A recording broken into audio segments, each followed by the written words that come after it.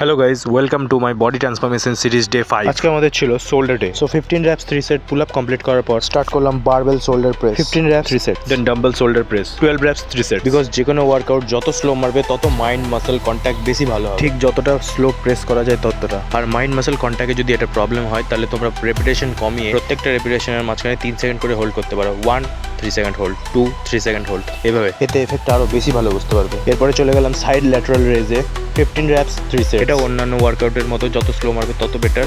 যদি স্লো মারতে অসুবিধা হয় তাহলে পজ করে মারো, কম রেপিটেশনে মারো, বেশি বেটার হবে, বেশি এফেক্ট হবে। আর মিডিয়াম লাইট ওয়েট নেবে। এরপরে স্টার্ট করলাম weight plated front raise super set. আর যারা যারা জানো না সুপার সেট কি, তাদেরকে বলে রাখি, সুপার সেট হলো 3 বা 2 ধরনের ওয়েট নিয়ে সেটাকে রিপিটে মারা, তারপরে হবে 1 সেট। লাইক 7.5 কেজির প্লেট দিয়ে 12 র্যাপস, 5 কেজির প্লেট দিয়ে 15 র্যাপস, 10 কেজির প্লেট দিয়ে 10 র্যাপস, দেন কমপ্লিট হচ্ছে 1 সেট। এরপরে চলে গেলাম রেয়ার ডেল্টের জন্য রিভার্স কেবল ক্রসে লাইট ওয়েট 15 র্যাপস 3 সেট।